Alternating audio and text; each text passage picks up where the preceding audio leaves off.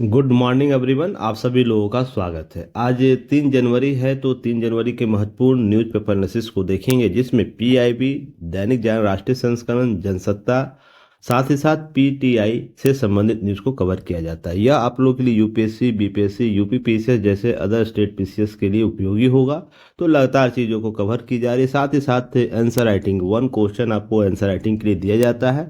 तो आप लगातार इससे जुड़ सकते हैं, चीज़ों को कवर कर सकते हैं। देखिए, आज का टॉपिक क्या है जो प्रीलिम्स स्तर पर हम लोग शामिल करेंगे। मेजर ध्यानचंद खेल रत्न पुरस्कार की घोषणा 2024 की कर दी गई है। इससे संबंधित पीटी फैक्ट को देखेंगे। नेक्स्ट है, नेशनल टेस्टिंग एजेंसी लागू की जाएगी, विशेष समिति की रिपोर्ट। देखिए, विशेषज्ञ एक समिति बनाई गई थी, उसके सिफारिशें की गई थी, उसे लागू किया जाएगा नेशनल टेस्ट एजेंसी में। तो यह किस प्रकार से प्रभावी होगा या कि यह कैसे पीटी फैक्ट आपको दे सकता है, इसे सारी न्यूज़ को हम देखेंगे। एक पीक बूचरिंग स्कैम एक कॉन्सेप्ट आया है। तो यह क्या है, किस प्रकार के ऑनलाइन कॉन्सेप्ट को डेवलप कर रहा है, किस तरीके धोखाधड़ी को परिभाषित कर रहा है, इन सारे मुद्दों को हम देखेंगे। नेक्स्ट टॉपिक देखेंगे, पंचायतों में रोटेशनल आरक्षण के लिए नया मॉडल दे सकती है सरकार। तो यह क्या होता है रोटेशनल आरक्षण, इस पर हम चर्चा करेंगे। साथ ही साथ पंचायती राज संस्थाओं के बारे में चर्चा करेंगे। नेक्स्ट टॉपिक में देखेंगे, देश में रोजगार के दर में 36% की वृद्धि हुई है। तो इसके संबंधित आंकड़ों को एक नज़र डालते हुए आगे बढ़ेंगे, ताकि आप पीटी के स्तर पर इसकी तैयारी कर सके और मेंस में कुछ डाटा इनपुट कर सके। तो महत्वपूर्ण टॉपिक को देखते हुए आगे बढ़ेंगे। मेंस में टॉपिक में आज क्या देखा जाएगा व्यापार घाटा रोकने के कारगर उपाय। इससे संबंधित एक मेंस का क्वेश्चन भी हम लोग रिवीजन करेंगे, ताकि चीज़ों को कवर किया जा सके मेंस ओरिएंट के नज़रिए से। नेक्स्ट टॉपिक में है उच्च शिक्षा में गुणवत्ता का सवाल। तो वो कौन कौन से सवाल है जो उच्च शिक्षा के लिए एक गुणवत्ता अर्थात उसके स्टैंडर्ड के लिए सवाल उत्पन्न कर रहा है, प्रश्न चिन्ह खड़ा कर रहा है। उन सारे सवालों को हम एक एक करके देखने का प्रयास करेंगे।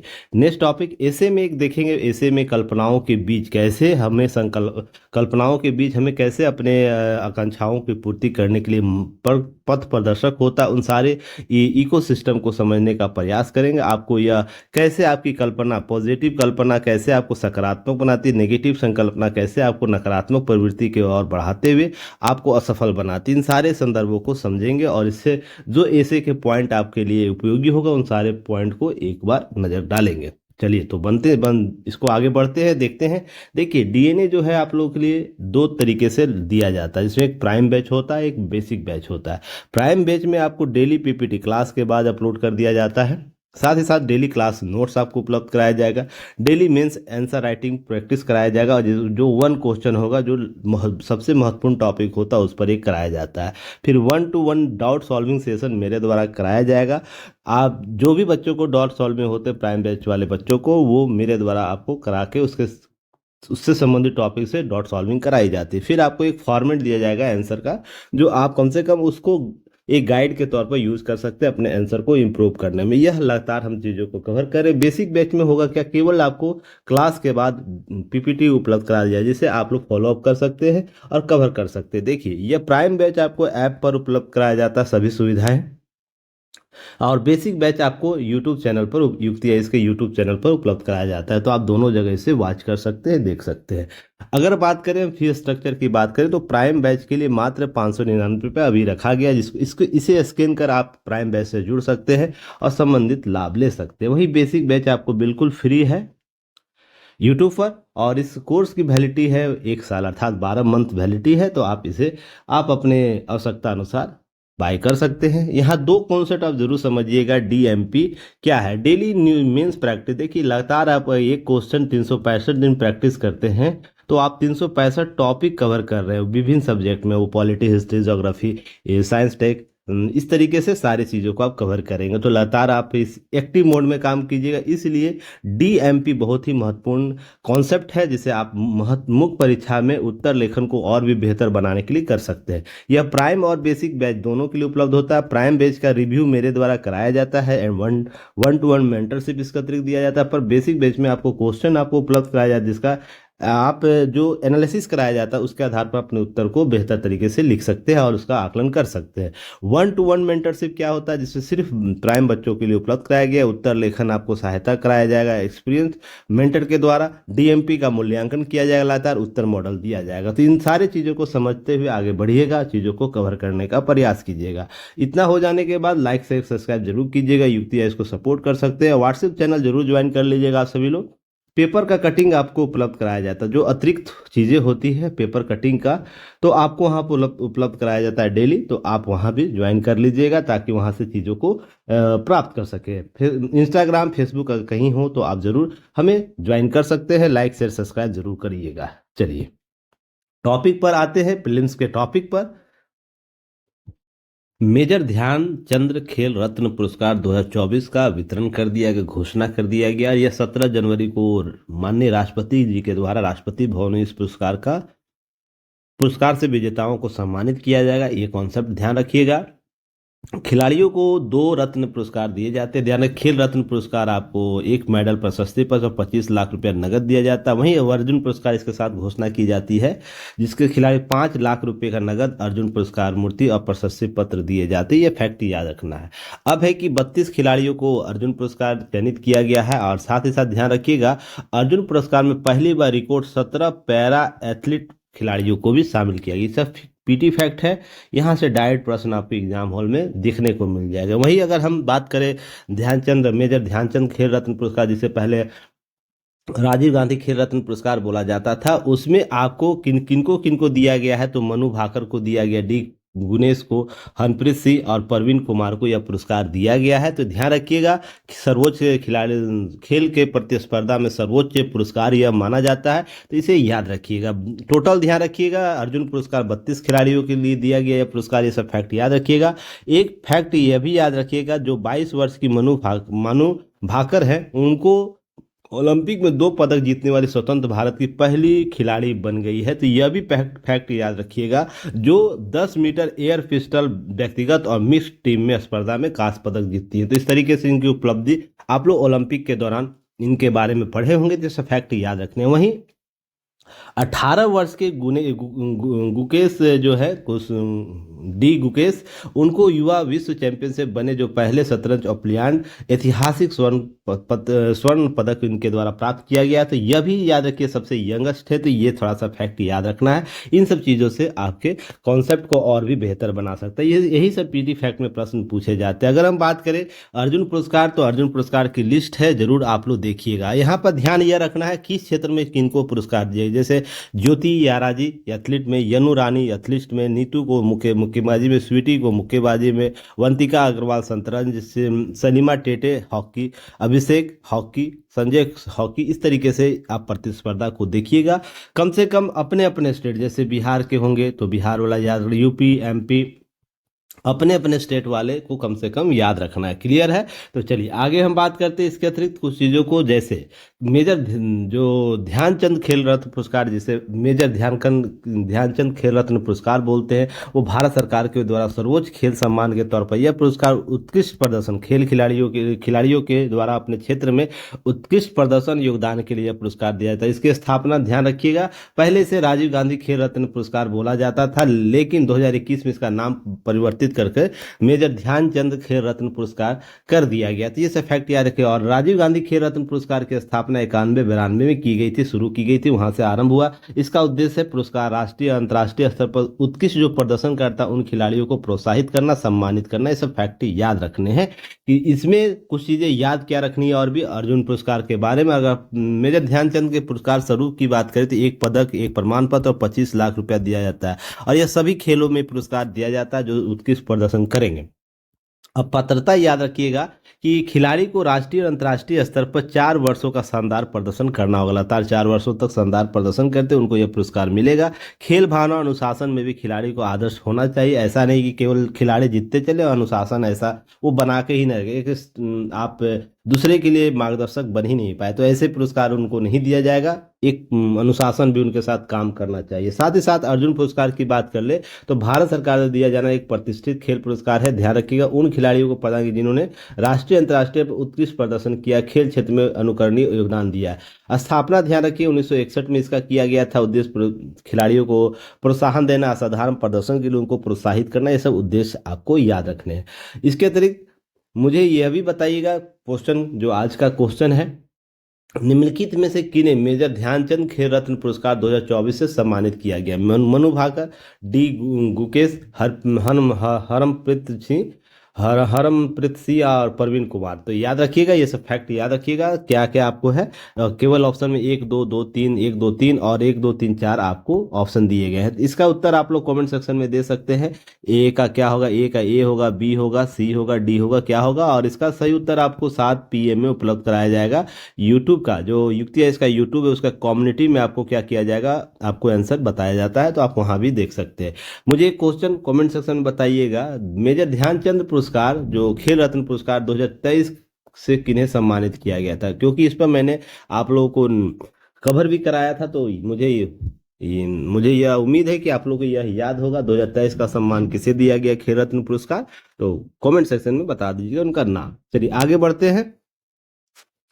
नेशनल टेस्टिंग एजेंसी जो हाल ही में 2024 में विवाद का कारण बना था परीक्षाओं को लेकर, नेट यूजी और नीट के जो परीक्षा होती है उसके लिए, तो इसके लिए कमेटी बनाई गई थी। आप लोगों को याद होगा कि राधाकृष्णन कमेटी जो 7 सदस्यीय कमेटी थी, उसकी सिफारिशें सरकार को दे दी गई थी उनके द्वारा। तो उन सिफारिशों को जल्द ही लागू करने की बात की जा रही है। तो यहाँ पर कुछ पुराने आपको चीज़ों को याद रखना, जैसे नेशनल टेस्टिंग एजेंसी जो है, सुधार को लेकर उच्च अधिकार प्राप्त विशेषज्ञ समिति का गठन किया गया था, जिसकी सिफारिशें आ गई थी। और गत वर्ष जो आयोजित करने वाले सवाल उठाने पर जो NTA है, नेशनल टेस्ट एजेंसी या जो टेस्टिंग एजेंसी है, उसके सुधार और परीक्षा के व्यापक चाक चौबंद बनाने के लिए जो के राधाकृष्णन की अध्यक्षता में 7 सदस्यीय समिति बनी थी, उनमें आपको हाल ही में आपको न्यायमूर्ति PS नरसिम्हा और मनोज मिश्रा की पीठ सॉलिसिटर जनरल तुषार मेहता को यह जानकारी देते हुए मामले की सुनवाई 6 माह के स्थगित करने का अनुरोध किया और बाद बोला कि यह लागू करने के लिए सिफारिशें की। ध्यान रखिएगा,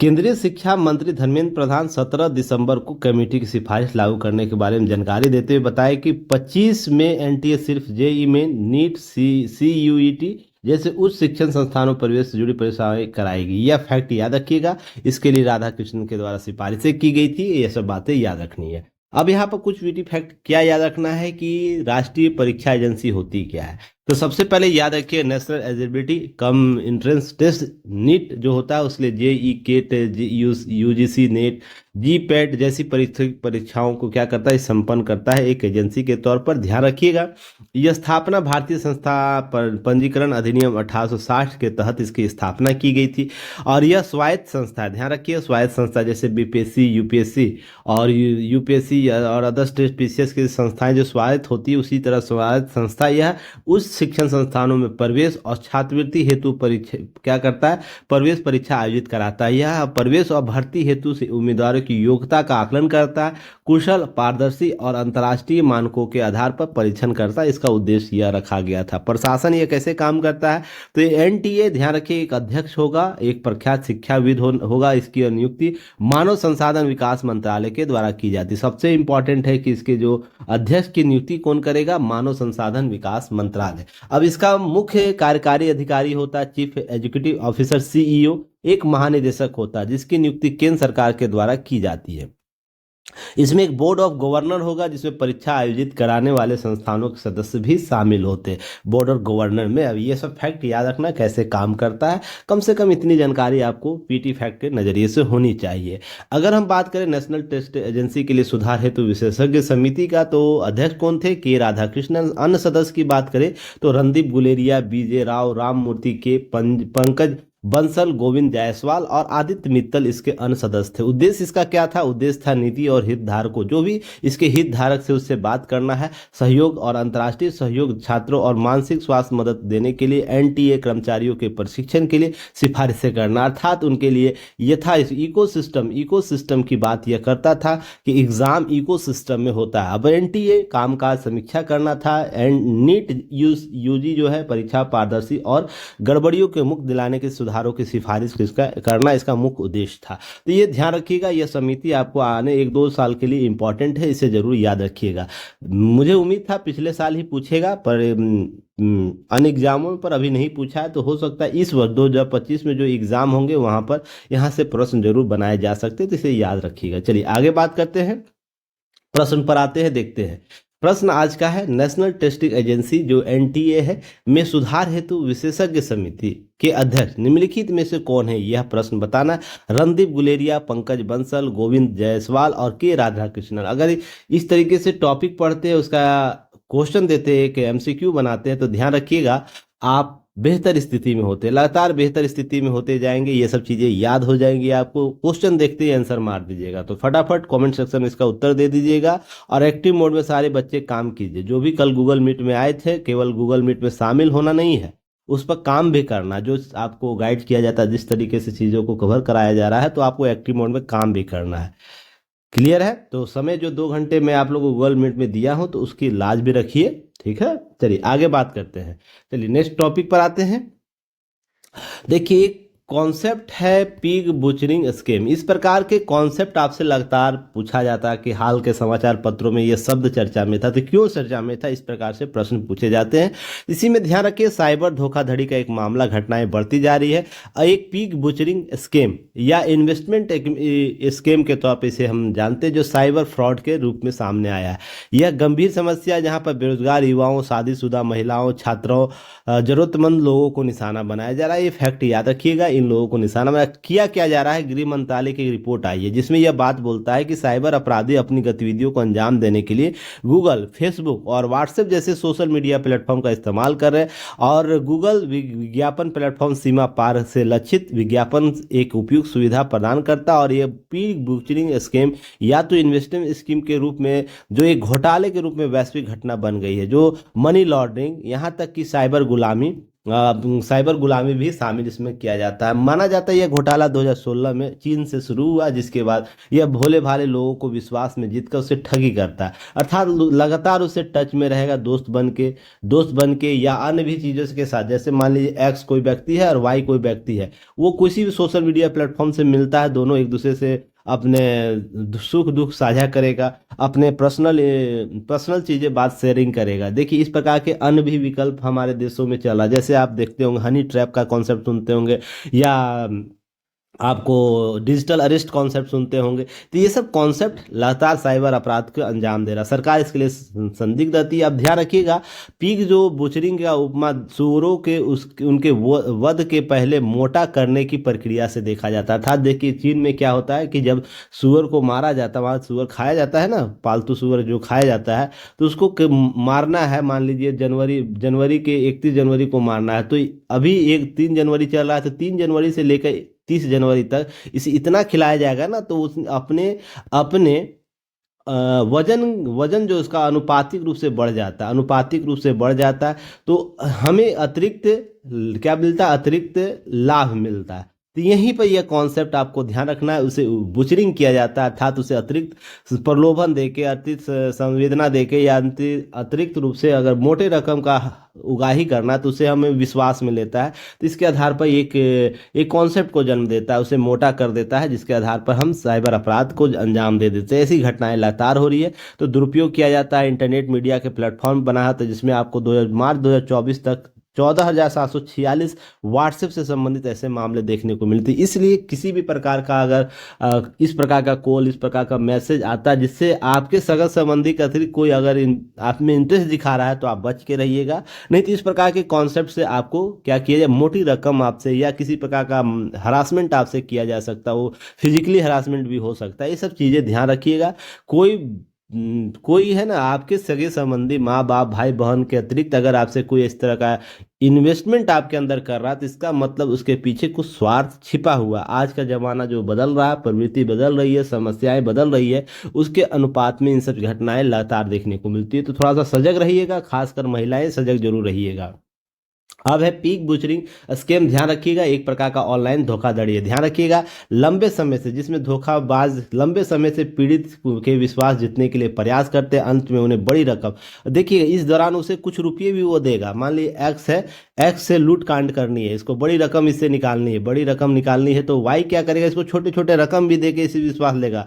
मान लीजिए आपको 500,000 रुपया देगा ताकि आप विश्वास कर लेना यार, तो ये दोस्त मेरा बहुत अच्छा है सोशल मीडिया प्लेटफॉर्म पर, और धीरे धीरे वो आपको इस आदत बना देगा कि आपसे वो कभी मोटी रकम इमरजेंसी के तौर पर मांग लेगा। मान ली ₹1,00,000 ₹2,00,000, उससे आप उसके बाद उसका मोबाइल वोबाइल सब ऑफ हो जाएगा और आप उसको ढूंढते रहिएगा सोशल डायलेमा में। तो ये सब ध्यान रखिएगा, थोड़ा सा बच के रहना है। तो यह पीक बुचरिंग इसलिए कहा जाता है क्योंकि पीड़ित को मोटा किया जाता है, यानी धीरे धीरे तैयार किया जाता है। तो ध्यान रखिएगा, धीरे धीरे तैयार किया जाता है, इससे लाभ अतिरिक्त होता है, फिर एक बार उन्हें पूरी तरह लूट लिया जाता है। अब देखिए, हाल ही में साइबर अरेस्ट की भी कॉन्सेप्ट, डिजिटल अरेस्ट का कॉन्सेप्ट आता है। डिजिटल अरेस्ट में क्या होता है कि किसी व्यक्ति को कैमरा के सामने लाके अरेस्ट कर लिया जाता है, 20 घंटा, 12 घंटा, 8 घंटा, इस तरीके से एक लंबे अवधि के दौरान उन्हें लगातार अपने सामने रख कर और प्रशासन का भय दिखाकर, पुलिस प्रशासन का भय दिखाकर, किसी प्रकार का केस का भय दिखाकर उससे मोटी रकम तत्काल रूप से लिया जाता है। ध्यान रखिएगा,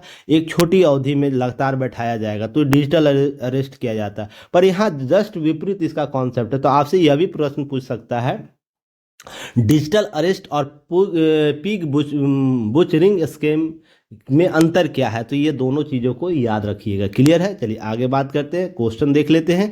पीक बुचरिंग स्कैम हाल के दिनों में चर्चा का विषय बना हुआ था। इसका अर्थ क्या होता है? अर्थ होता है देसी सूरों के नस्ल संकर की समस्या की पहचान करना, ऑनलाइन किडनैपिंग की प्रक्रिया, इन्वेस्टमेंट स्कैम के नाम पर साइबर फ्रॉड, और ऑप्शन डी, बी और सी दोनों। क्या ये दोनों है? तो आप इसका उत्तर कमेंट सेक्शन में दीजिएगा और एक्टिव मोड में उत्तर देने की आवश्यकता है, सभी बच्चे आप देंगे। चलिए आगे बात करते हैं।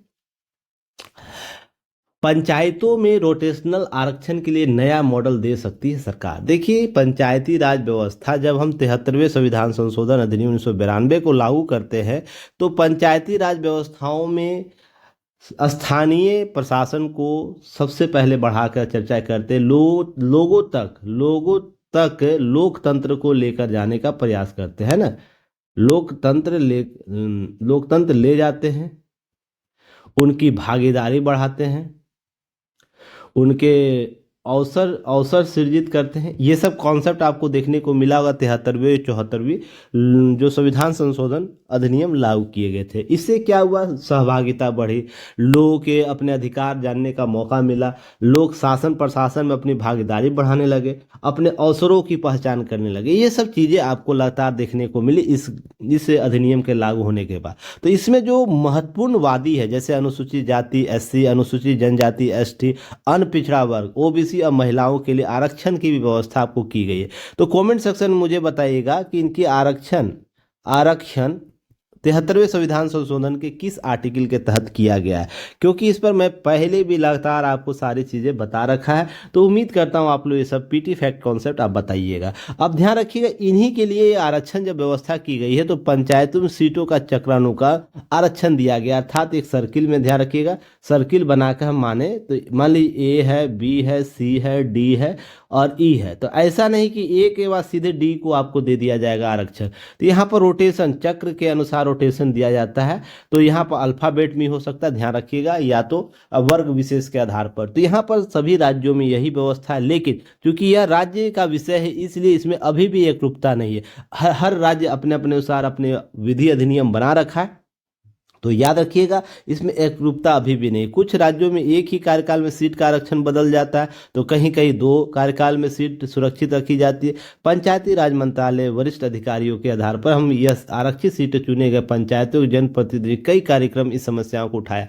अब यहाँ पर महिलाओं के खास तौर पर इस पर ध्यान आकृष्ट कराया गया, अब ताकि कामकाजी महिला हटाई जा सके। ऐसे तमाम विषय है जो पंचायती राज मंत्रालय ने देश भर में अध्ययन करने का निर्णय लिया। उसके बाद यह व्यवस्था की जाए ताकि आरक्षण चक्रानु जो रोटेशनल आरक्षण है उसकी व्यवस्था, राज्य के आरक्षण संबंधी नियम, उनकी व्यवहारिकता, उपयोगिता आदि आकलन किया जा सके। तो रोटेशनल रिजर्वेशन की बात यहाँ की जा रही, जो आपको एससी एसटी महिला और ओबीसी के लिए राज्यों में कैसे अधिक बेहतर व्यवस्था बनाया जा सकता है, इसके समग्र अध्ययन के लिए पंचायती राज मंत्रालय इसलिए सजग है। तो आने वाले कुछ दिनों में आपको रोटेशनल आरक्षण से संबंधित हो सकता है समिति के बारे में चर्चा मिल जाए, या इसके बारे में जो एक एसओपी जारी कर सकता है, एसओपी स्टैंडर्ड ऑफ प्रोसीजर जारी कर सकता है पंचायती राज मंत्रालय, तो चर्चा का विषय रहेगा। तो जिस दिन यह होगा उसको स्टार श्रेणी में डाल दीजिएगा। यहाँ से प्रश्न बनाए जा सकते हैं, पीटी मेन दोनों जगह, या एक खासकर इंटरव्यू में भी आपको यहाँ से प्रश्न पूछा जा सकता है।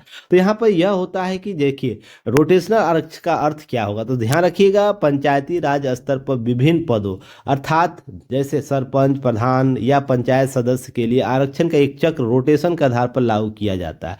तो इस तरीके से यह व्यवस्था सुनिश्चित करता है कि समाज के सभी वर्गों के समान रूप से प्रतिनिधित्व और भागीदारी का मौका मिले। ऐसा नहीं कि केवल मान लीजिए रोटेशन में A B C D E है, ऐसा नहीं कि हम केवल ए को दे दे उसके बाद सी को दे दे तो केवल फिर ए को दे दे, ऐसा नहीं होगा। हम केवल बी को ई को दे दे, ऐसा नहीं होगा। आपको रोटेशन में एक बार ए बनेगा तो एक बार बी बनेगा, बी बनेगा सी के बाद डी बनेगा, डी के बाद ई बनेगा, ई के बाद फिर ए बनेगा। इस तरीके से रोटेशन बाय आपको अधिकार दिए जाते, प्रतिनिधि आरक्षण दिए जाते, तो समाज के सभी वर्ग इसमें समान प्रतिनिधित्व कर पाते, भागीदारी सुनिश्चित कर पाते। यही रोटेशन है। रोटेशन के आधार पर आरक्षण उपलब्ध कराया जाएगा। अब ध्यान रखिए इसका उद्देश्य क्या होता है। सामाजिक समानता को स्थापित करना, निष्पक्षता को स्थापित करना, स्थानीय नेतृत्व का विकास करना, यह महत्वपूर्ण रूप से 3 महत्वपूर्ण कॉन्सेप्ट है जिसको रोटेशन आरक्षण के उद्देश्य के तौर पर देखा जाता है। इसके अतिरिक्त हम बात करें अगर आरक्षण काम कैसे करता है, तो ध्यान रखें समय अवधि के आधार पर आमतौर पर आरक्षण एक निश्चित अवधि जैसे 5 वर्षों के पंचायती कार्यकाल के लिए लागू किया, उसे घुमा या रोटेट करता है। इसे याद रखिएगा। चक्र निर्धारण पंचायत के लिए आरक्षण चक्र क्षेत्र में जनसंख्या अनुपात के आधार पर, पिछड़ेपन के स्तर पर, संवैधानिक निर्देशों के आधार पर तय किया जाता है। ये दूसरा कॉन्सेप्ट है। जैसे एक जिले में अनुसूचित जाति की जनसंख्या अधिक है तो उस जिले में कुछ पंचायतें अनुसूचित जाति के लिए आरक्षित की जाती है। अगले कार्यकाल में यह आरक्षण अन्य पंचायतों में हस्तांतरित कर दी जाती है। तो आप देखते होंगे कि रिजर्व, आप लोग सुनते होंगे रिजर्व सीट हो गया, महिलाओं के लिए रिजर्व सीट है, या पिछड़े ओबीसी के लिए रिजर्व सीट हो गया, या एससी के लिए, एसटी के लिए रिजर्व सीट है। आप सुनते होंगे ना पंचायत जब चुनाव होते हैं। और जनरल तो जनरल सब जगह होगा। तो इस तरीके से देखते होंगे हस्तांतरण कर दिया जाता है आरक्षण की सीटों को। तो यह कॉन्सेप्ट याद रखिए, रोटेशनल बेस्ड आरक्षण है। अब महिला आरक्षण ध्यान रखिएगा, महिला आरक्षण भी इसी प्रक्रिया के तहत लागू की होती है ताकि अलग अलग पंचायतों में महिलाओं का प्रतिनिधित्व हो सकता है। देखते होंगे किसी पंचायत में महिला ही सीट होती, केवल महिला सीट होगी, वो किसी भी वर्ग से आ सकती है। ऐसा नहीं कि महिला के लिए एससी महिला होगी या ओबीसी महिला होगी, इस तरीके से आप नहीं सुनते होंगे। सुनते क्या है कि महिला आरक्षित सीट है। क्लियर है। तो महिला, केवल महिला ही उस सीट पर भागीदार होगी, उस पर कोई भी पुरुष उस पर भागीदारी अपनी सुनिश्चित नहीं कर पाएगा। तो इस तरीके के कॉन्सेप्ट याद रखिएगा। अब इसके लाभ क्या होते हैं, सभी वर्ग और समुदायों का प्रतिनिधित्व मिलता है। पंचायतों में नेतृत्व व्यापक आधार पर आपको तैयार होता है, सभी वर्गों का भागीदारी यहाँ पर होती है। आरक्षण का स्थायी रूप पृथक एक ही व्यक्ति या क्षेत्र में केंद्रीकृत नहीं होता, विकेंद्रीकृत रूप से यह काम करे। एक बार ओबीसी को, एक बार एसटी को, एससी को, और फिर उसके बाद महिला विशेष को आपको यहाँ पर आरक्षण मिलेगा। तो समाज के सभी वर्गों का आरक्षण मिल जाता है। और जनरल तो अपना जनरल आधार पर सीटें तो होती ही होती हैं।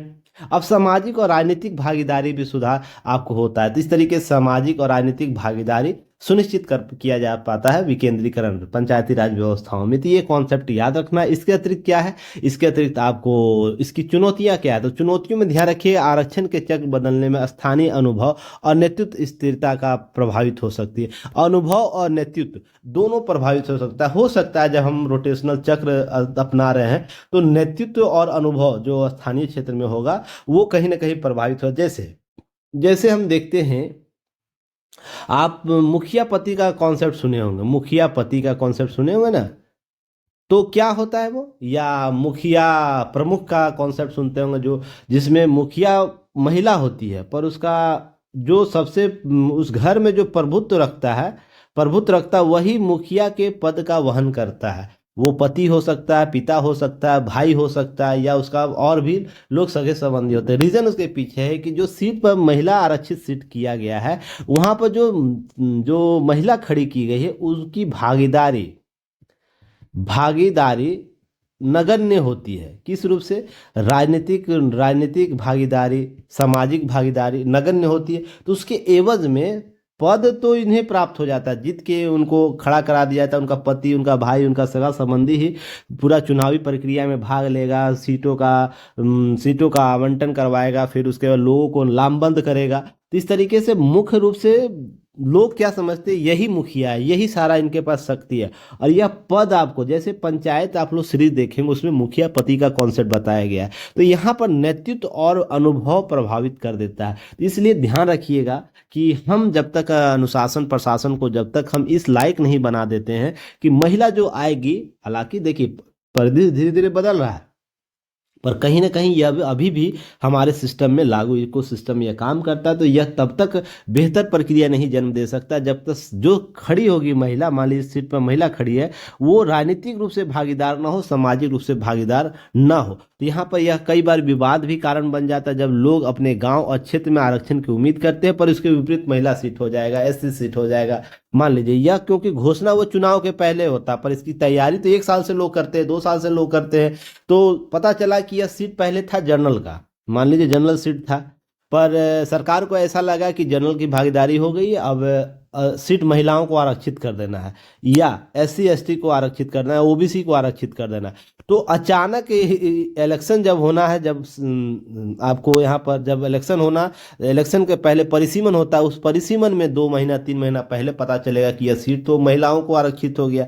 तो क्या होता है, इससे जो उम्मीद लोग लगा के रखते हैं, अपने लामबंदी करके रखते हैं चुनाव जीतने के लिए, वो प्रभावित हो जाता है, उससे विवादों का कारण हो जाता है। आप जो क्षेत्रीय संघर्ष देखने को मिल जाता है, जातीय संघर्ष देखने को मिल जाता है। इस प्रकार की घटनाएं पंचायतों में आम है। यहाँ पर तो पंचायत में चुनाव जीतना प्रधानमंत्री और राष्ट्रपति के चुनाव जीतने से भी कठिन माना जाता है। यहाँ पता ही नहीं चलता है कि आपका जो पड़ोसी बैठा हुआ, आपके घर में जो बैठा हुआ लोग है, वो किसको वोट दे रहा है। वो आपको चुनाव तक यह बोलेगा कि हम आपको ही वोट देंगे, पर चुनाव के दिन वो किसी और को वोट दे देता है। तो यहाँ पर संघर्ष बहुत बड़ा होता है, विवाद बहुत बड़ा होता है। तो ये सब चीज़ें याद रखिए। नई जगहों में रोटेशन की शुरुआत कार्यकाल में प्रशासनिक अस्थिरता भी जन्म दे सकती है, ऐसा कॉन्सेप्ट होता है। ये सब याद रखिए। क्लियर है? क्वेश्चन आज का चौथा नंबर क्वेश्चन है, पंचायती राज में रोटेशनल आरक्षण को लागू करने से निम्नलिखित में से कौन सा लाभ स्पष्ट नहीं होता है। एक है, खास वर्गों और समुदायों का प्रतिनिधित्व मिलता है, पंचायतों में नेतृत्व का व्यापक आधार तैयार होता है, आरक्षण का स्थायी रूप से एक ही व्यक्ति या क्षेत्र में केंद्रीकृत नहीं होता है, सामाजिक और राजनीतिक भागीदारी में सुधार होता है। ये आपको प्रश्न है, इसका कमेंट सेक्शन में उत्तर दे दीजिएगा। इसका उत्तर आपको 7 PM में उपलब्ध कराया जाएगा। कहाँ? युक्ति IAS के यूट्यूब चैनल के कम्युनिटी में, याद रखिएगा, वहां जाके इसका उत्तर दे सकते हैं। और लगातार आप चीजों को अपडेट करा दिया जाता है। चलिए आगे बढ़ते हैं। 5वें नंबर टॉपिक पर आते हैं। देश में रोजगार दर में 36% की वृद्धि हुई है। तो 36% की वृद्धि हुई तो बहुत बड़ा वृद्धि है। तो यहाँ से प्रश्न आपके बनाए जा सकते हैं डाटा फैक्ट से, या आप जब मेंस आंसर राइटिंग करेंगे तो इस डाटा का प्रयोग जब रोजगार की बात होगी, गरीबी उन्मूलन की बात होगी, उसके बाद कौशल विकास की बात होगी, या सरकार की नीतियों की बात होगी,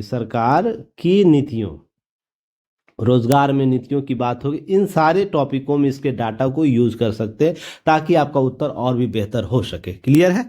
अब देखिए यहाँ पर जो केंद्रीय श्रम रोजगार मंत्री मनसुख मांडविया जी हैं, उनके द्वारा देश में रोजगार सृजन के मोर्चे पर एक आंकड़े प्रस्तुत किए गए, जहां जो वर्तमान सरकार 10 कार्यकाल में कृषि, मैन्युफैक्चरिंग, सर्विस सेक्टर समेत लगभग सभी क्षेत्रों में रोजगार दर बढ़ी है। तो सेक्टर याद रखिए, कृषि, मैन्युफैक्चरिंग, सर्विस सेक्टर में रोजगार बढ़ी है। अगर बात करें 2004 और 14 तक रोजगार, जो संयुक्त प्रगतिशील गठबंधन था, कांग्रेस की गठबंधन सरकार थी, वहां पर रोजगार दर सालाना 6% 30% से बढ़ी थी। वही वर्तमान सरकार जिसे हम लोग क्या बोलते हैं, वर्तमान सरकार को सब प्रसंग जो सरकार है, रजक सरकार जो राष्ट्रीय गठबंधन सरकार की बात होती है, उसको 2014 से 24 के दौरान यह 36% की दर से बढ़ी। यह आंकड़े बहुत विपरीत बताते हैं, तो इसे याद रखिएगा। आंकड़े में परिवर्तन 2004 से 14 तक रोजगार दर, सालाना दर कितना था, 6%। लेकिन हम बात करें 2004 से 14 तक, ध्यान रखिएगा, प्रतिवर्ष वृद्धि कितना था, 6% था, ये याद रखिएगा। पर 2014 से लेकर आपको 2024 तक अगर 10 साल की बात करें तो प्रति वर्ष कितना यह है, यह वृद्धि दर आपको याद रखना है, 36% की वृद्धि दर से हुआ। तो ये फैक्ट याद रखना है, क्लियर है। अब है रिजर्व बैंक की रिपोर्ट का हवाला दिया गया, जिसमें वार्षिक वृद्धि दर के साथ साथ अतिरिक्त रोजगार सृजन की संख्या इस तथ्य को उजागर करते हैं। वर्तमान सरकार 10 साल में रोजगार सृजन की स्थिरता को सुधारी है। रिजर्व बैंक ने आंकड़े बताते 2004 से 14 के बीच 2.9 करोड़ अतिरिक्त रोजगार सृजित, वही 2014 से 24 के बीच 17 करोड़ आपको अतिरिक्त रोजगार सृजित हुए। अब देखिए आरबीआई की रिपोर्ट के अनुसार यह फैक्ट याद रखिएगा, 2004 से लेकर 2014 तक कितना हुआ है, कितने करोड़, याद रखिए 2.9 करोड़ आपको रोजगार सृजित हुए, रोजगार सृजित हुआ है, यह याद रखना है। वहीं अगर हम 2014 और जो 24 की बात कर ले, यह कितना हुआ है आपको, 17.19 करोड़। तो ये फैक्ट थोड़ा सा याद रखना है, क्लियर है। अब यहाँ पे याद रखना है, पिछले वर्ष की बात करें, पिछले एक में केवल 23-24 की बात करें तो आपको 4.60 करोड़ रोजगार सृजित हुई। आरबीआई के आंकड़े के हवाला दे रहा है तो आंकड़ा सही होगा, ये फैक्ट को याद रखना। वहीं कृषि क्षेत्र में 19, तो सेवा क्षेत्र में 36% बढ़ा है रोजगार, ये सब आंकड़े याद रखने हैं। जहां हम बात करें कृषि क्षेत्र में रोजगार सप्रसंग काल में आपको 16% की वृद्धि हुई थी, वर्तमान सरकार 10 वर्षों में 19%, तो 3% की वृद्धि, अतिरिक्त वृद्धि देखने को मिल रही है। मैन्युफैक्चरिंग क्षेत्र में ध्यान रखिए 14 से 23 के बीच 15% सालाना दर से वृद्धि हुई। सर्विस सेक्टर में 25% की, अगर पहले 4 से 14 के बीच में 25% वृद्धि होती थी, लेकिन वर्तमान में 36% की वृद्धि दर्ज की गई। ये सब आंकड़े याद रखिएगा। वहीं हम बात करें कि बेरोजगारी दर की बात करें, 17-18 में 6% की, 23-24 में 3.2% पर आ गई। तो यहाँ पर ध्यान रखिएगा, बेरोजगारी दर के आंकड़े भी आपको दिए जा रहे हैं, तो ये फैक्ट याद रखना। बेरोजगारी दर हम बात करें, बेरोजगारी दर की बात करें तो आपको 2017-18 में कितना था, आपको 6% था, और 2023-24 की बात करें तो कितना, 3.2%। ये फैक्ट याद रखना। इस तरीके के आंकड़े आप यूज कर सकते हैं। इस पर अवधि में रोजगार दर में हम बात करें, इस अवधि में 46.8% बढ़कर 58% हो गया। ये सब फैक्ट याद रखिएगा। ये सब और भी अलग तरीके से आंकड़े दिए गए हैं जो कहीं कहीं आपको उपयोग होगा, पर महत्वपूर्ण आंकड़े याद रखना है, यह अनुपात याद रखना है किस काल में कितना हुआ, और बेरोजगारी दर वर्तमान में 2023-24 में कितना, 3.2% है। बजट के आधार पर भी आंकड़े आपको याद रखने की जरूरत है। चलिए आगे बात करते हैं। इन सारे फैक्ट को अपने डाटा इनपुट में कर लीजिएगा जहां जहां आवश्यकता होगी। मेंस टॉपिक में आते हैं, देखते हैं कि देखिए सबसे पहले याद रखना है क्या, इस टॉपिक में आपको मेंस में इंपॉर्टेंट प्रश्न यहां से पूछे जाएंगे। मेंस की बात कर ले, मेंस की बात कर ले प्लस इंटरव्यू की, यहां से डाटा फैक्ट आपसे पूछा जाएगा, कॉन्सेप्ट आपसे पूछा जाएगा। साथ ही साथ याद रखिएगा आपकी समझ यहाँ विकसित हो पाएगी द्विपक्षीय संबंधों में। द्विपक्षीय संबंध दो देशों के बीच के लिए जो मानक तत्व होते हैं, मानक तत्व या महत्वपूर्ण तत्व हम बोले, महत्वपूर्ण तत्व जिसमें अर्थ इंपॉर्टेंट है, पैसा इंपॉर्टेंट है, व्यापार इंपॉर्टेंट है, यह फैक्ट याद रखें। या हम बात करें द्विपक्षीय संबंध जब बनाए जाते हैं, सबसे प्रथम सीढ़ी से बोला जाता है, प्रथम सीढ़ी में बोलता हूं, प्रथम सीढ़ी। रीजन उसके पीछे है, दो देशों के बीच, एक्स हो वाई देशों के बीच संबंध को अगर व्यापक बनाना है तो पहले अर्थ से जुड़िए, उसके बाद सामाजिक धार्मिक आधार पर, धार्मिक आधार पर जुड़ने का प्रयास किया जाता है। क्योंकि जब हम व्यापार करते हैं दो राष्ट्रों के बीच, उसके साथ सांस्कृतिक विविधता भी हमारे साथ आएगी, सांस्कृतिक धार्मिक संदर्भता भी साथ में जुड़ती है। तो इस तरीके से ध्यान रखिएगा, व्यापार किसी भी देश के साथ संबंध को बेहतर बना सकता है, खराब कर सकता है।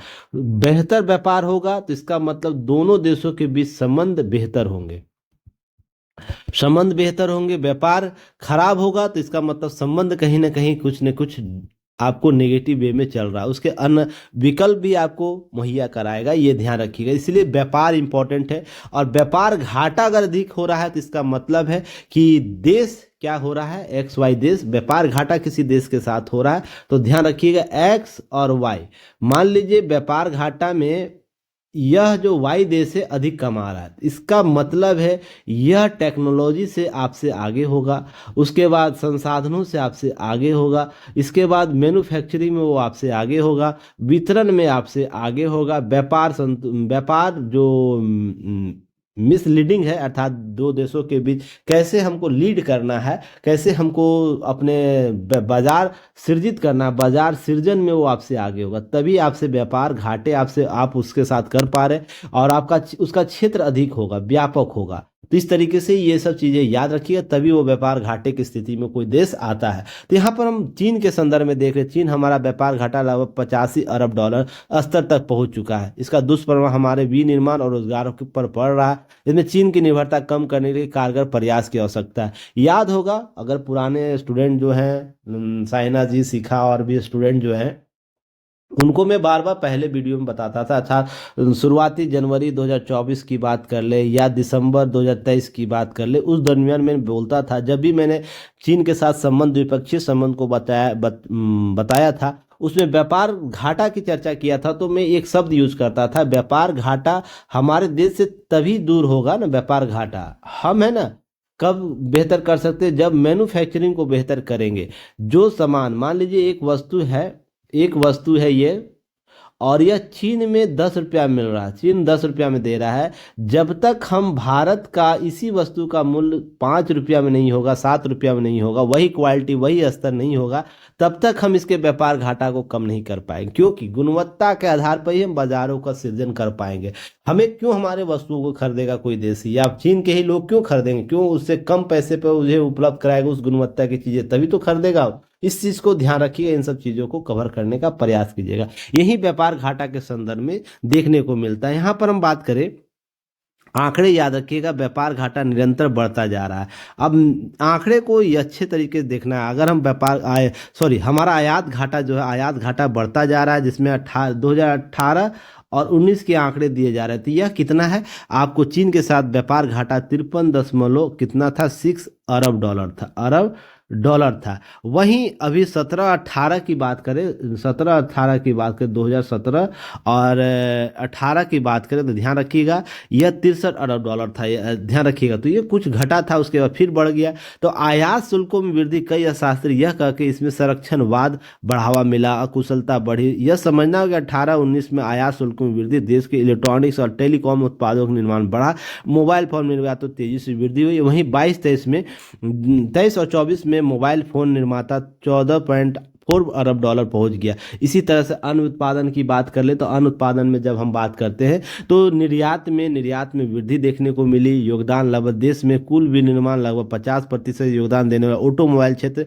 उच्च टैरिफ के कारण उच्च विकसित हो गई, और वहाँ पर ऑटोमोबाइल उत्पादन 40 अरब डॉलर, 100% का 40,000 डॉलर मूल्य, कम मूल्य कारों के ऑटोमोबाइल क्षेत्र में वहीं पर भारतीय विदेश कंपनियों में कारों और ऑटोमोबाइल का निर्माण कर रही है। इस प्रकार से आंकड़े बदलते हुए देखे, 2006 में यह लगभग 6% घटा दिया गया था। इस प्रकार से टैरिफ कम करने से वकालत करने वाले अर्थशास्त्री भी देश की कोई कमी नहीं है। तो टैरिफ कम करने वाले देश भी क्या कर लाभ कमा पा रहे हैं। तो इस तरीके सबसे पहले यह होगा उच्च टैरिफ दीवारों उत्पादन अकुशलता को बनाए रखना, यह टैरिफ और दक्षता का सुधार करना, ये सब बातें हुई। आत्मनिर्भरता काम कर उच्च टैरिफ प्रतिस्पर्धा को जन्म देता है। यहाँ पर ध्यान रखिएगा, जब हम टैरिफ की बात करते हैं, अनुपात में लाभ देने की बात करते हैं, तो यह देशों के बीच द्विपक्षीय संबंध को, हितों को ध्यान में रखकर बनाए जाते हैं। सब फैक्ट याद रखना है। अब यहाँ पर तीसरा अर्थशास्त्री ये बोलता है, बहुत प्रमुख तर्क देता है कि कम टैरिफ उपभोक्ताओं की वस्तुओं की सस्ती आपूर्ति सुनिश्चित करती है, इसलिए उपभोक्ता अधिशेष और उपभोक्ता संतुष्ट की सुधार हो सकता है।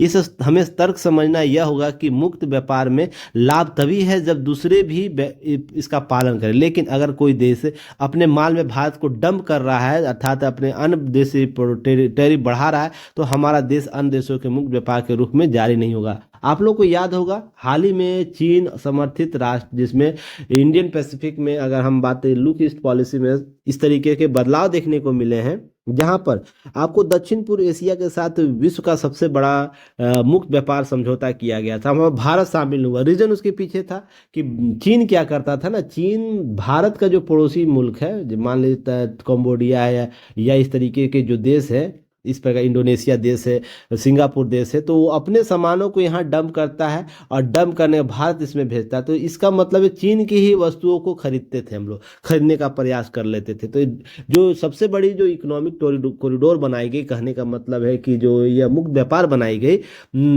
दक्षिण पूर्व एशियाई देशों के साथ, उसमें भारत शामिल नहीं होता। इसके पीछे का रीजन यही था, टैरिफ मुल्क था, टैरिफ शुल्क था, और साथ ही साथ वस्तुओं के डंपिंग था। आपको एक कॉन्सेप्ट चर्चा का विषय था, ओरिजिन ऑफ स्टेट की बात, आप लोग किस देश से इसका ओरिजिन हुआ है, तो यहाँ पर ध्यान रखिएगा। इस तरीके से अधिशेष की बात होती है, तो यहीं पे टैरिफ चुनिंदा बढ़ोतरी के समय आपको देखने को मिलता है। यहाँ पर जब हम बात करते हैं, भारत सरकार के द्वारा आत्मनिर्भर भारत नीति घोषणा की गई 2020 में, मेक इन इंडिया प्रोग्राम, तो इंटरमीडिएट उत्पादों के आयात में वृद्धि देखने को मिलती है। वहीं खासकर आत्मनिर्भर भारत नीति कई क्षेत्रों में चुनी गई, उत्पादन को बढ़ावा दिया गया। इसमें एपीआई यानी एक्टिव फार्मास्यूटिकल इंटीग्रेंट्स जो उत्पाद है, इलेक्ट्रॉनिक्स उत्पाद है, दूरसंचार है, खिलौने है, उपकरण है, अर्धचालक वस्त्र, रसायन आदि शामिल। इन क्षेत्रों में उत्पादन बढ़ावा देने विशेष रूप से प्रोत्साहन नीति पीएलआई योजना लागू की गई। ये सब आप लोग पहले भी पढ़ाया भी गया है। तो पीएलआई योजना क्या किया गया, 3 लाख करोड़ से अधिक की राशि निर्धारित की गई। और मैंने आप लोग को याद होगा, पीएलआई योजना जब लाई गई थी, उसके बाद इसके लाभ को बताया था, तो मैंने बताया था लगातार सरकार को 10-15 साल इसमें अंधाधुंध पैसा देना चाहिए, ताकि हमारे देश में मैन्युफैक्चरिंग हब को क्रिएट किया जा सके। और चीन का बाजार जिन देशों में है, वहां पर हम उस वस्तु सस्ते मूल्यों पर अपने वस्तुओं को भेज पाए, उच्च गुणवत्ता वस्तुओं को भेज पाए, तभी हम आयात शुल्क को बेहतर, आयात व्यापार को बेहतर, शुल्क जो बिजनेस का बैलेंस शीट होता है उसको हम सही कर पाएंगे। तो ये सब चीज़ें याद रखिएगा। किसी देश को हम ऐसे नहीं हरा सकते, जब तक अपने उत्पाद को उच्च गुणवत्ता श्रेणी में नहीं डालेंगे तब तक हम चीज़ों को बेहतर नहीं कर पाएंगे। क्योंकि बढ़ते देश के साथ, बढ़ते आकांक्षाओं के साथ बढ़ते समस्याएं लेती, बढ़ते द्वंद्व उत्पन्न करते, तो आपको अपने क्षेत्र में क्या होना पड़ेगा, मजबूत होना पड़ेगा। इस तरीके से चीज़ों को याद रखिएगा। क्लियर है।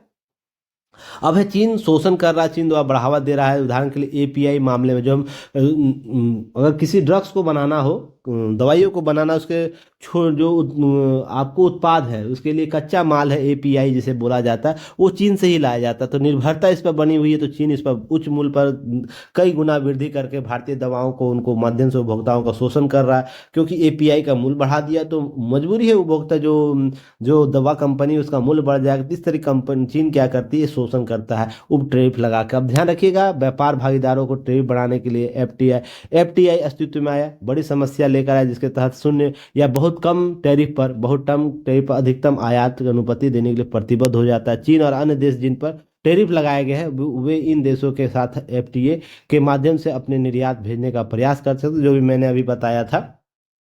Rule of country of origin की भी बात होती है, संबंधित रोक लगाकर सख्त प्रतिबंध लगाते हुए इस समस्या को दूर कर सकते हैं। ये सब कॉन्सेप्ट लगातार है, तो ये सब ध्यान रखिएगा। कुछ कुछ कॉन्सेप्ट है आपको याद होने चाहिए। इससे संबंधित ये आपको मेंस का प्रश्न एक बनता है, व्यापार का घाटा राष्ट्रीय अर्थव्यवस्था के लिए गंभीर चुनौती बनता जा रहा है। किसी भी देश के लिए, भारत के लिए ही नहीं होता है, किसी भी देश के लिए भारत का व्यापार घाटा जो चीन के साथ है या अन्य भी देशों के साथ है, उसके एक गंभीर चुनौती बनता है। व्यापार घाटा कम करने के लिए भारत सरकार ने विभिन्न नीतिगत कदम उठाए हैं। इन प्रयासों के मूल्यांकन करते हुए यह बताइए कि व्यापार घाटा को नियंत्रित करने के लिए कौन कौन से अतिरिक्त उपाय प्रभावी हो सकते हैं। 250 शब्दों में इसका उत्तर आप लोग को देना है। कहाँ देना है, लगातार लिखने का प्रयास कीजिएगा। इसका पीडीएफ बनाकर आप जब प्राइम बैच परचेज करते हैं, प्राइम बैच परचेज कर लेते हैं यूटीआई इसके ऐप पर, आपको वहाँ पे एक चैट बॉक्स बनता है, चैट बॉक्स बनता होगा, उसमें देखिएगा चैट बॉक्स ऐसे होगा,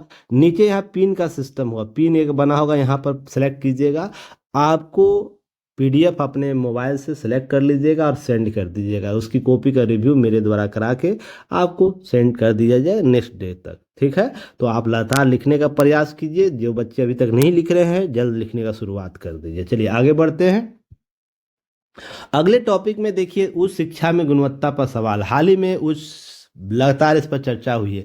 उच्च गुणवत्ता में क्या क्या समस्या है। तो राष्ट्रीय शिक्षा नीति 2020 के संदर्भ में हम अगर बात करें तो यहाँ पर कुछ चीज़ें याद रखिएगा कि कौशल विकास की बात हो रही है, सामाजिक आर्थिक परिस्थितियों के आधार पर अवधारणा को स्पष्ट करने की बात हो रही है। वहीं हम जब शिक्षा समानता और गुणवत्ता के मुद्दे पर विशेष ध्यान देने की बात हो रही है राष्ट्रीय शिक्षा नीति की तहत, फिर भी समस्याएं कहीं न कहीं विरोधाभास देखने को मिलता है। एक और सभी शिक्षार्थी के लिए सामाजिक और आर्थिक पृष्ठभूमि परवाह किए बिना समान पहुंच जोर देता, हुई दूसरी और लक्ष्य प्राप्त करने के लिए निजी परोपकारी प्रयासों को निर्भरता जताता है। इससे समावेशिता और व्यवहारिता पर गंभीर चिंता पैदा हो जाती है। शिक्षा में गुणवत्ता की हम बात करते हैं, अवधारणाओं की बहुआयामी स्वरूप की बात करते हैं तो व्याख्यान, शिक्षक, पाठ्यक्रम, पाठ्यचर्या संरचना, छात्रों की गुणवत्ता, शैक्षणिक संस्थाएं, परीक्षा प्रक्रिया प्रबंधन, संस्थागत सुविधाओं के पर्याप्त पहलू के बारे में आपको क्या चर्चा करने को विषय मिल जाता है। हम यहीं पर गुणवत्ता के परिस्थितियों की बात करते हैं, सामाजिक, मानसिक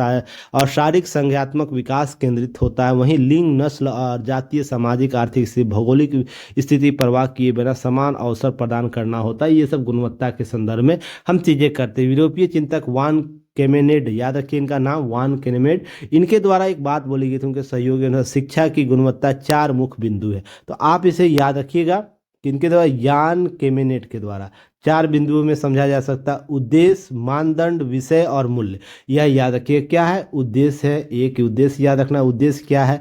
दूसरा, मानदंड आप क्या बनाए रखें या मापदंड हम जिसे बोलते हैं। तीसरा याद रखना है विषय, आप किस विषय में कार्य करना चाहते हैं, किस तरीके से उसका, और मूल्य क्या आप बना पा रहे हैं, अर्थात उससे आउटपुट मूल्य, अर्थात अर्थ में नहीं ये समझना है। मूल्य आ करने मतलब आप किसी व्यक्ति विशेष का निर्माण किस मूल्य के आधार पर कर पा रहे हैं। ये 4 मापदंड है उच्च गुणवत्ता के लिए, शिक्षा में उच्च गुणवत्ता प्राप्त करना हो तो।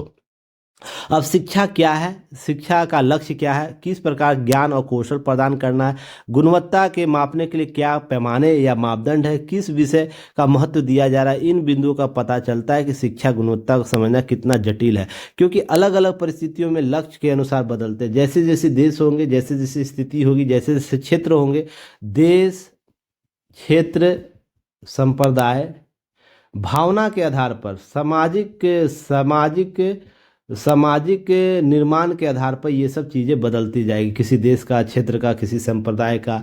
तो वहाँ पर ये मापदंड भी बदलते जाएंगे, अर्थात इसकी आपकी क्षेत्र क्षेत्र मात्रा के अनुपात में बदलता जाएगा, ये याद रखना। तो इस तरीके से गुणवत्ता भी प्रभावित होती है, ये कॉन्सेप्ट समझने की आवश्यकता है। वान कैबिनेट के माध्यम से ये सब चीज़ें आप समझ सकते हैं। तो अक्सर अब हम आंकड़ों के इस्तेमाल करते हुए दिखेंगे, चुनावों में बहिष्कार, कहीं ना कहीं व्यापारिकता होती है। अभी बीपीएससी का मामला आप देख रहे होंगे लता, यहाँ पर समझ ही नहीं पा रहे सरकार की उनकी उच्च गुणवत्ता के लिए क्या आपको राज्य के लिए इम्पोर्टेंट है, कि किसी प्रशासन का इकोसिस्टम इम्पोर्टेंट है, कि राज्य में छात्रों का समान अवसर प्रदान करने की गुणवत्ता को स्थापित करना। तो यह एग्जाम्पल के तौर पर समझ सकते हैं कि प्रशासन इंपॉर्टेंट है कि व्यक्ति विशेष का समानता इंपॉर्टेंट है। तो अगर जब आप ये ही नहीं समझ पाएंगे तो हम उच्च व्यवस्था को कैसे स्थापित कर पाएंगे, यहाँ समझने की आवश्यकता आप लोगों को। यही एग्जाम्पल के तौर पर ऐसे ही और भी चीजें हैं कि हम